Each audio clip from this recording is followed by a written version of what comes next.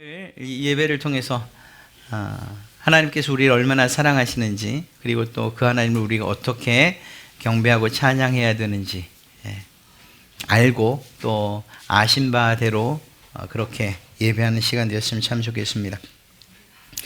저희가 성경의 그러한 역사적인 순서, 또 성경 권별 순서에 따라서 지금 계속 말씀을 살펴보고 있습니다.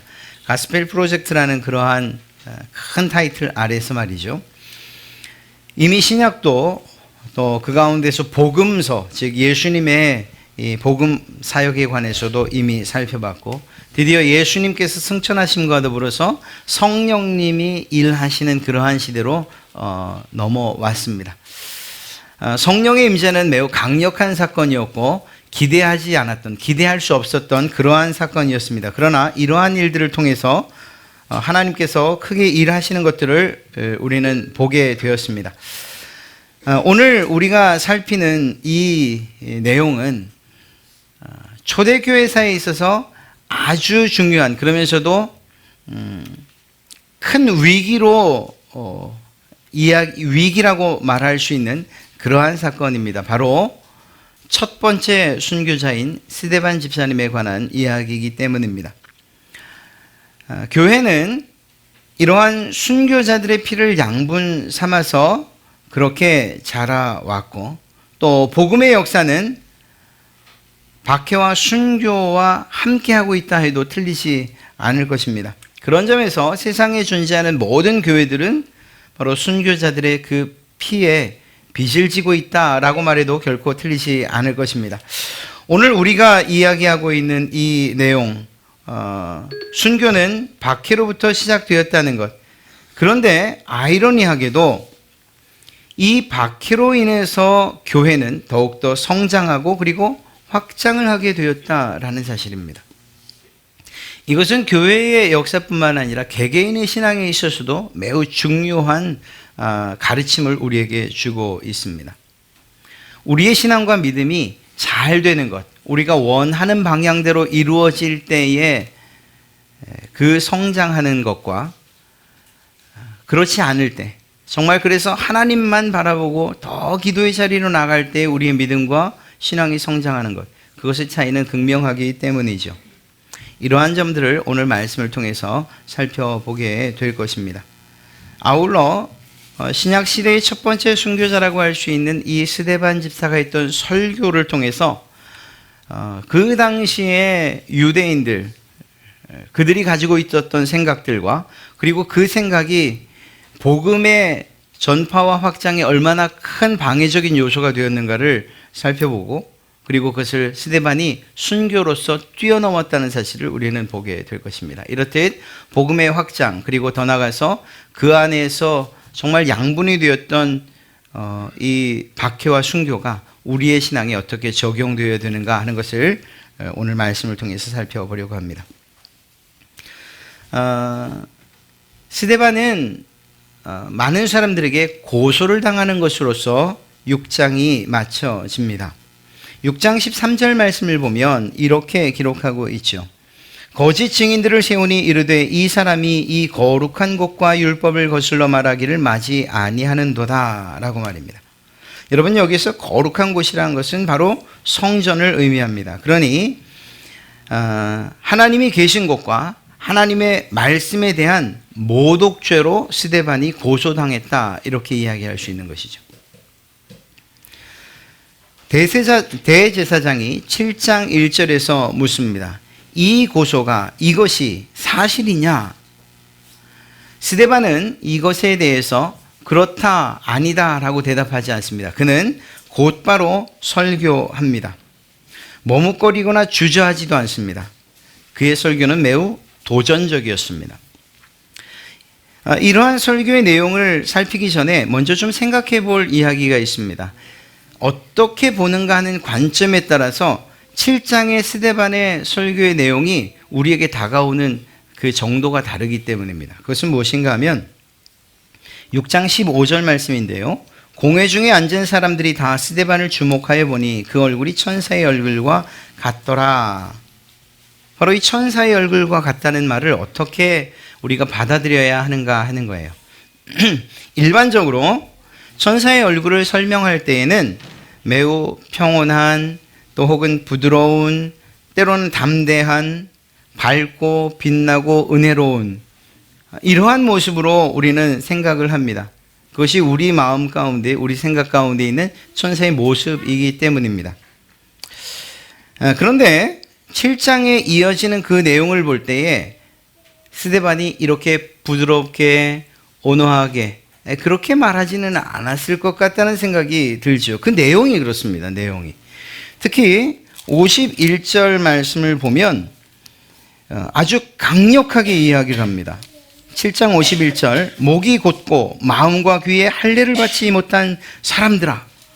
스데반이 지금 앞에 있는 대제사장과 서기관들을 향해서 이렇게 이야기할 때에 정말 부드럽게 타이르듯이 동의를 구하듯이 이야기했겠냐 하는 거예요. 너희도 너희 조상과 같이 항상 성령을 거스르는도다, 이렇게 말해요. 예수님께서 종교 지도자들을 향해서 독사의 자식들아 라고 이야기할 때에 그것은 우리가 성경을 읽을 때 가장 격앙되게 읽어도 그분의 그 표현을 따라가지 못할 거예요. 그렇다고 한다면 스데반도 마찬가지였을 것이라는 거죠. 이 점에 있어서 이렇게 좀 살펴볼 필요가 있습니다. 하나님의 방문은 두 가지 성격을 가지고 있다는 것입니다. 첫째는 그의 백성들에게, 그의 자녀들에게 복을 주시기 위해서 오시는 그러한 하나님의 방문이 있는가 하면, 또 다른 측면에서는 심판으로 오시는 하나님의 방문이 있다는 것을 우리가 잘 압니다. 성경은 그것을 잘 기록하고 있습니다. 하나님께서 이렇게 찾아오신다고 할 때에 그 모습은, 그것이 축복이건 혹은 심판이건 간에 모든 사람들에게 사실 두려움과 공포를 주는 것이 맞습니다. 그분의 전파하는 말씀과 선포하는 내용이 복되다는 것이죠.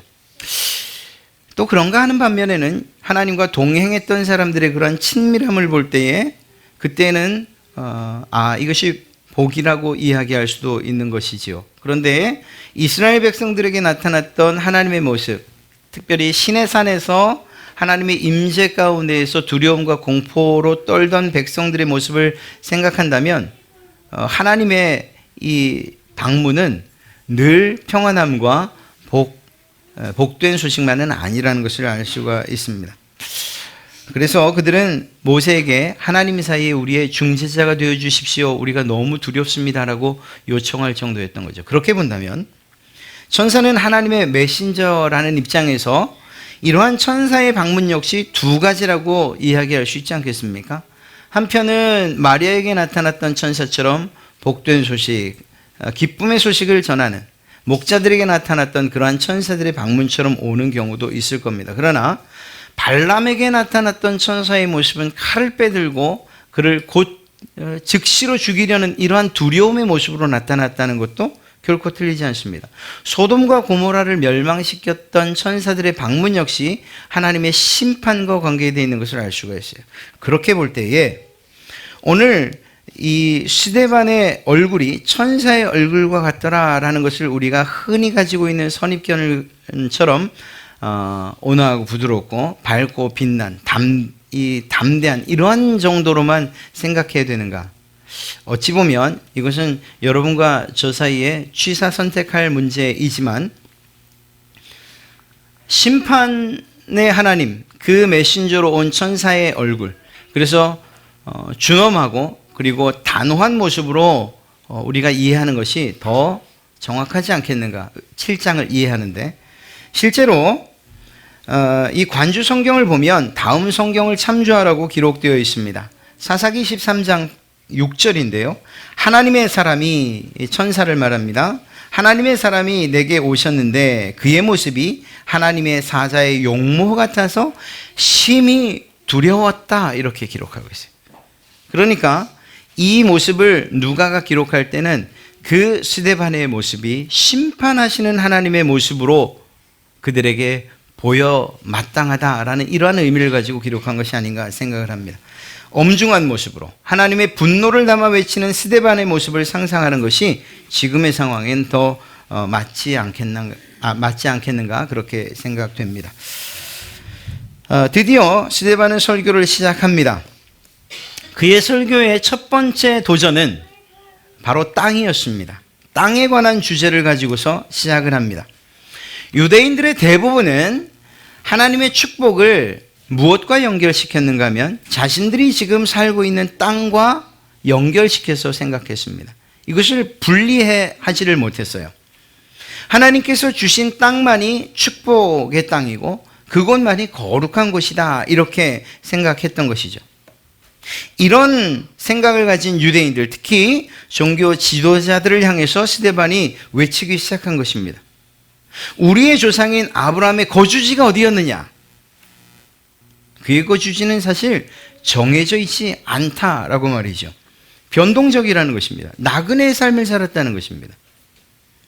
갈대아 사람의 땅인 메소포타미아에서 하란, 그리고 또 그곳에서 떠나 지금 축복의 땅이라고 하는 팔레스틴에 머무르게 되었다. 그런데 그곳에서 끝까지 있었느냐? 아니다.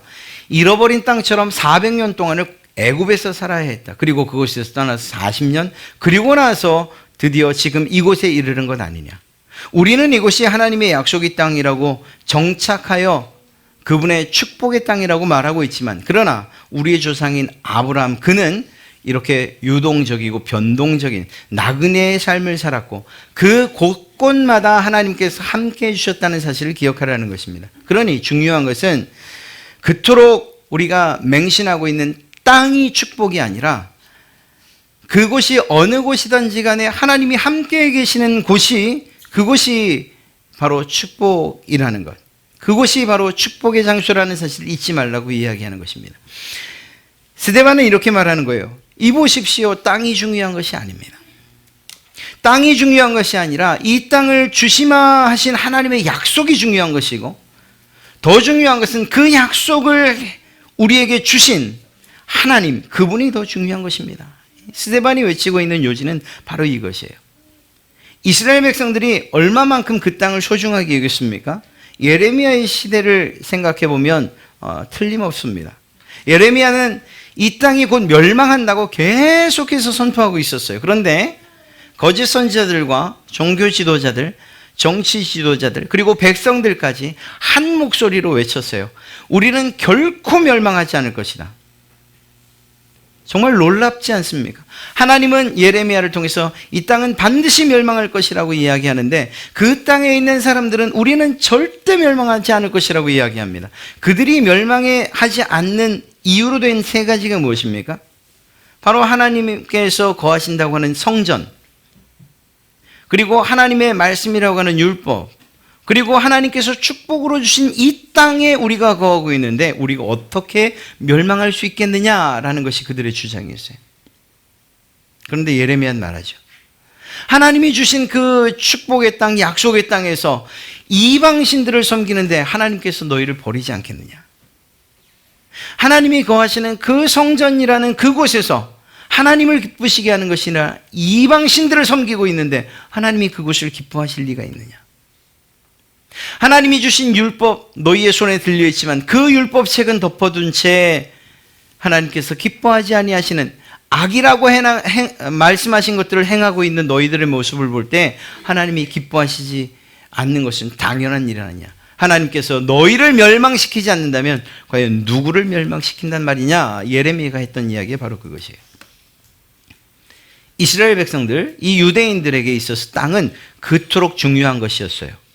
그러나 이 스데반은 하나님께서 그 땅보다 더 중요한 분이라는 사실을 지금 말씀을 통해서 이야기하고 있는 것이죠. 이유가 무엇입니까? 여러분, 하나님께서 당신의 백성들에게 주신 그 땅은 가나안, 이 팔레스틴만이 아니에요. 하나님의 소유는 그 땅을 넘어서서 온 땅, 온 우주가 다 하나님의 것입니다. 모든 것이 하나님의 것이고 공간과 시간에 제약받으시는 분이 아니셔요. 그런데 이스라엘 백성들, 그들은 끊임없이 이곳만이 하나님의 약속의 땅이라고 말하고 있기 때문입니다. 이렇게 생각하는 것이 복음 전파에 얼마나 큰 좋지 않은 영향을 미칠까요? 하나님이 주신 약속의 땅은 이곳이라고 그렇게 생각하는 이상 그 약속이 세계로 퍼져나가는, 다른 곳으로 퍼져나가는 이 일에 방해만 받을 뿐이라는 것이죠. 스데반은 바로 그것을 이야기하고 있는 것입니다. 중요한 것은 유동적이고 변하는 그러한 땅이 아니라 언제나 변함없으신 하나님, 그분이 더 중요한 것이죠. 이건 우리에게도 마찬가지예요. 우리가 정말 소중히 여기는 것들, 세상에서 이 땅에서 살아가면서 가치 있다고 여기는 것들이 얼마나 유동적인지, 변화무쌍한지를 한번 기억해 보십시오. 모든 것들을 가졌다 싶을 때 우리의 마음이 흡족하고 만족스럽습니까? 그러나 그것들이 어느 날인가 바람과 함께 사라지는 날들이 있다는 것 또한 기억해야 됩니다. 이것은 우리가 쌓은 명성도 권력도 돈도 마찬가지예요. 그러니 이 땅을 기초로 하여 세워지고 있는 그것에 모든 가치를 두고 있는 것, 그것은 이 유대인들만큼 어리석은 일이라는 것이죠. 스데반은 이에게 이야기하고 있는 것이요, 그것이 중요한 것이 아니고 그것 위에 너희를 살게 하시고 세우시고 또한 사명 따라 살게 하신 그 하나님이 더욱 중요하다라는 사실을 잊지 말라고 말입니다. 이 세상에 그 어떤 것도 하나님만큼 가치 있고 소중한 분이 없다는 사실을 꼭 기억하시기를 주님의 이름으로 축복합니다. 계속해서 스데반은 외쳐요. 이 보십시오. 땅이 중요한 것이 아니요, 땅이 중요한 것이 아니라면 그 위에 세워진 성전 역시 마찬가지 아니겠습니까? 이렇게 이야기하는 거예요. 매우 도전적이죠. 아주 강력한 도전이에요. 예수님께서도 이 성전에 대해서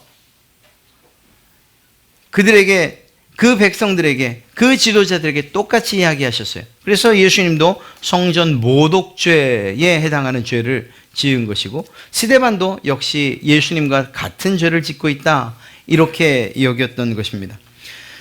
그런데 보십시오. 하나님은 성전에서만 자기의 백성들을 만나주시는 분이십니까? 아닙니다. 그렇지 않습니다. 오늘 말씀을 통해서 스데반은 이야기하고 있어요. 하나님은 미디안 광야에서, 시내산에서 모세를 만나주신 분이시다. 사도행전 7장 29절부터 30절 말씀을 보면 모세가 이 말 때문에 도주하여 미디안 땅에서 나그네 되어 거기서 아들 둘을 낳으니라. 40년이 참에 천사가 시내산 광야 가시나무 떨기 불꽃 가운데에서 그에게 보이거늘. 그렇습니다. 하나님은 세워진 성전에서만이 아니라 광야에서, 또 그 광야 가운데 세워진 성막 가운데에서 우리를 찾아오시는 분이시고 만나주시는 분이시라는 것입니다. 참으로 보잘것없는 천막, 이동식 천막. 7장 44절에서 광야에서 우리 조상들에게 증거의 장막이 있었으니 이것은 모세에게 말씀하시니가 명하사 그가 본 그 양식대로 만들게 하신 것이라. 보잘것없는 사람의 손으로 지은 그 외형은 잿빛 큰 천막에 불과한 그곳에 하나님께서 우리를 만나주시기 위해서 오셨다는 사실입니다. 다시 말씀드리면 하나님은 당신의 백성들이 있는 그곳으로 찾아와 만나주시는 분이시라는 거예요. 이것은 우리의 지금 이 시대에 우리의 교회론에 아주 중요한 역할을 하고 있습니다. 여러분 혹시 이곳에서만 하나님을 만나신다고 생각하십니까? 아니면 조금 더 휘황찬란하고 조금 더 번쩍번쩍하고 조금 더 큰 예배당에서만 하나님께서 우리를 만나주신다고 생각하고 계십니까? 아니에요. 그렇지 않아요. 하나님은 당신의 백성들을 찾아서 지하 혹은 2층 상가 교회도 찾아가시는 그러한 분이십니다. 북한이나 이슬람 성도들, 그래서 제대로 정말 큰 소리 내서 예배하지 못하는 그곳, 숨죽여 예배해야 되는 그곳에도 하나님은 찾아가 예배 받으시고 경배 받으시는 그러한 분이십니다. 우리의 가정 예배 가운데에도 혹은 홀로 드리는 삶의 예배 가운데에도 하나님은 찾아가시는 분이시고 방문해 주시는 분이십니다.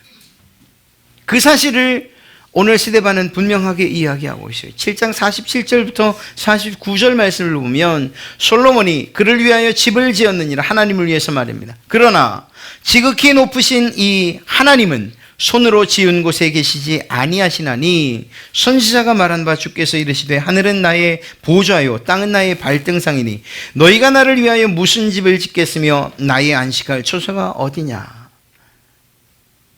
하나님은 이들이 그토록 자랑하고 그토록 자랑스럽게 여기는 성전에만 계시는 분이 아니라는 사실, 이것은 무엇을 말합니까? 예루살렘에만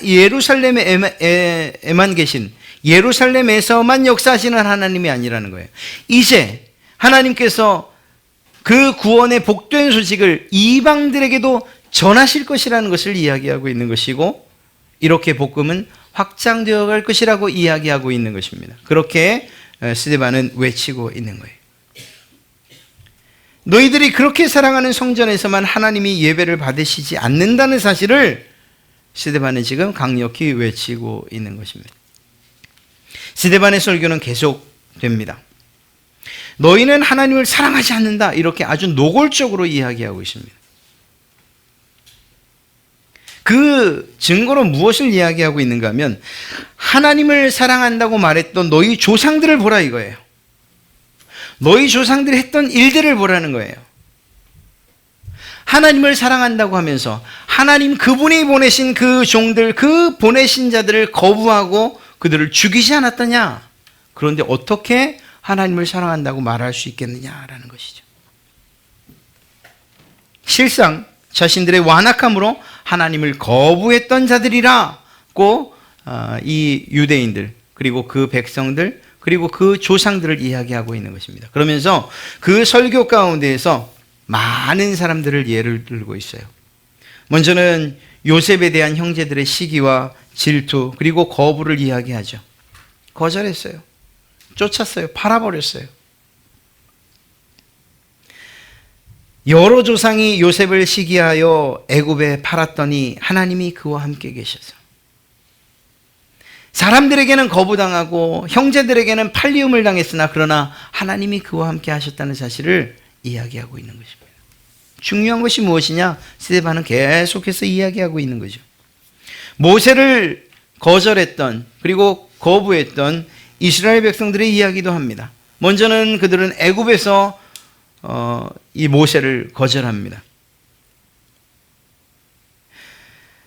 사도행전 7장 27절과 28절 말씀을 보면 그 동물을 해치는 사람이 모세를 밀어뜨려 이르되, 자신들을 도와주고 있는 모세임에도 불구하고 그 모세, 현재 모세를 향해서 이렇게 이야기합니다.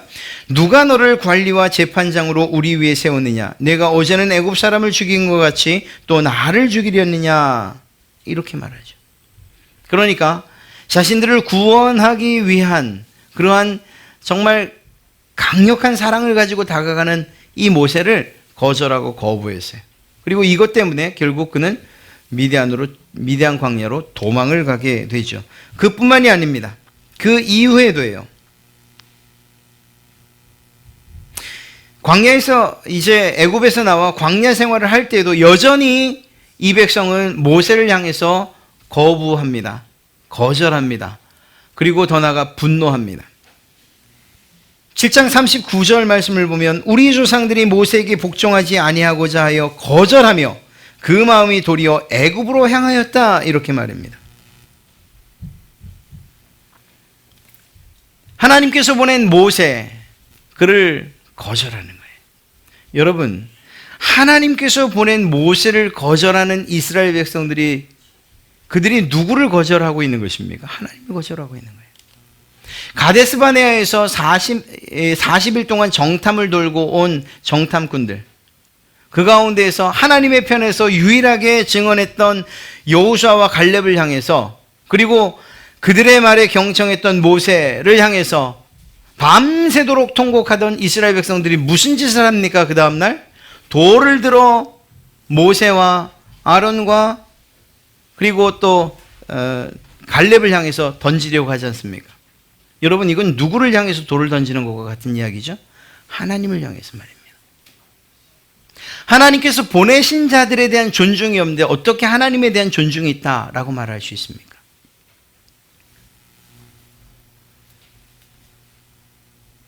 계속해서 52절에도 말합니다. 너희 조상들이 선지자들 중의 누구를 박해하지 아니하였느냐? 의인이 오시리라 예고한 자들을 그들이 죽였고, 하나님께서는 끊임없이 그들의 죄악들을 일깨우시고 회개케 하시고자 선지자들을 보냈어요. 끊임없이 보냈어요. 왕정시대 내내 보냈어요. 그런데 그 백성들이 그 선지자들을 어떻게 합니까? 때로는 때리고 옥에 가두고 죽이기까지 하는, 하나님께서 보내신 그 선지자들을 하나님처럼 대우한 적이 없더라는 거예요. 그러면 이것은 하나님에 대한 진정한 존중과 사랑이 있다라고 이야기할 수 있는 것입니까? 이 행동이 결코 그렇지 않죠.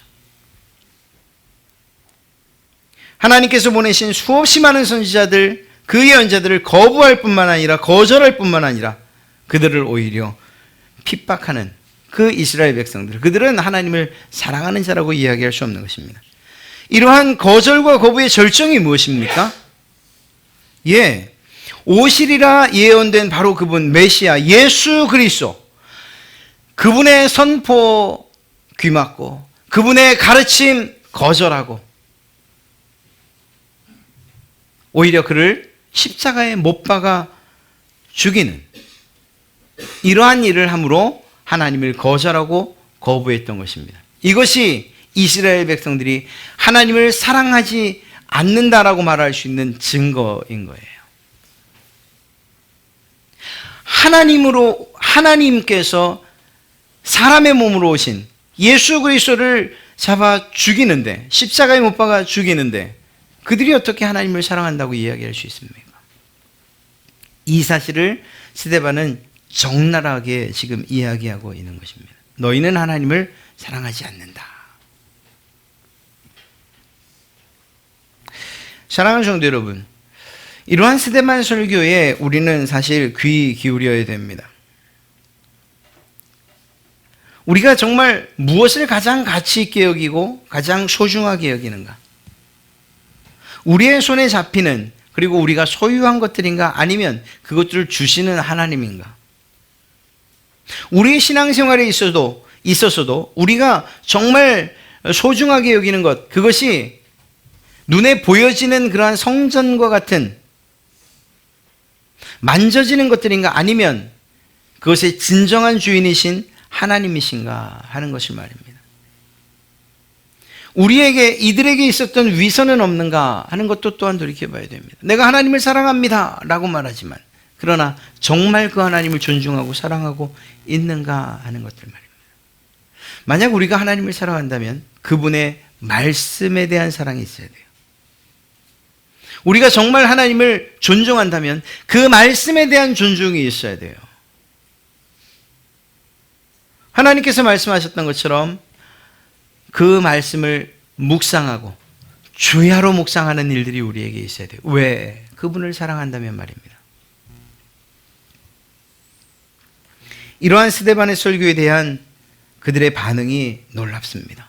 그들이 이 말을 듣고 마음에 찔려 그를 향하여 이를 갈고늘, 결국 스데반을 돌로 던져 죽이는 이러한 살인자들이 되고 맙니다. 여러분, 말씀을 들을 때에 우리는 두 가지 반응을 하게 되어 있어요. 2장 37절 말씀을 보면 글자 하나 틀리지 않고 이렇게 기록하고 있습니다. 그들이 이 말을 듣고 마음에 찔려. 54절에도 그들이 이 말을 듣고 마음에 찔려. 하나님의 말씀이 선포되어질 때에 동일한 찔림이 있었어요. 그런데 한편은 베드로와 다른 사도들에게 물어 이르되 형제들아 우리가 어찌할꼬 하거늘. 그래서 회개와 그리고 또 복음을 듣는, 그리고 그 복음으로 말미암아 구원을 얻는 역사가 일어나는 그러한 이들이 있었는가 하는 반면에 그들의 아집과 고집과 세상적인 가치관과 그리고 잘못된 신앙으로 말미암아 마음에 찔렸음에도 불구하고 그 찔림을 그리고 그 모든 그 이유를 다른 이들 즉 스데반에게 돌려 스데반을 죽이는 살해하는 이러한 불의가 있었던 것. 이것은 오늘날 우리가 말씀을 듣는 경청하는 태도에도 적용이 됩니다. 이 말씀을 어떻게 들을 것인가. 한편은 말씀을 들어도 이것이 어떻게 과학적으로 또 자연의 법칙에 맞는 말이라고 이야기할 수 있느냐. 도저히 믿을 수 없는 말이라고 그렇게 치부해버리는가 하는 반면에 한편은 그 말씀을 들을 때에 그 말씀이 그 마음에 찔려 그러면 우리가 어떻게 해야 됩니까? 하나님의 은혜를 구하는 자리로 나오는 이러한 두 가지 반응이 있다는 것을 꼭 기억해야 됩니다. 우리는 어떤 반응으로 주님 앞에 서야 할까요? 한 가지 더 말씀드리고 마치겠습니다. 스데반의 이러한 순교 이후에 교회는 매우 직접적으로 시련과 환난의 소용돌이에 휩싸이게 됩니다. 이젠 모든 것이 끝난 것처럼 그렇게 보여집니다. 그 핍박을 이겨내지 못할 것처럼 그렇게 해서 예수 그리스도의 피와 또 흘리신 물로 세운 그 교회가 이제는 무너져 버리는 것 같은 그러한 모습입니다. 그런데 놀랍게도 교회의 시작이 지금으로부터 교회의 확장과 성장이 이 시점으로부터 시작되는 것을 우리는 보게 됩니다. 그런 점에서 시련과 순교는 결코 실패가 아니라는 사실을 우리는 명심해야 됩니다. 7장 말미부터 등장하는 한 사람의 이름을 기억해 보십시오. 그는 바로 사울입니다. 58절 말씀을 보면 성 밖으로 내치고 돌로 칠세 증인들이 옷을 벗어 사울이라 하는 청년의 발 앞에 두니라. 어마어마한 복선 아닙니까? 사실 9장으로만 넘어가도 이 사도 바울은 교회를 핍박하는 자로서 기독교 역사에 등장을 합니다.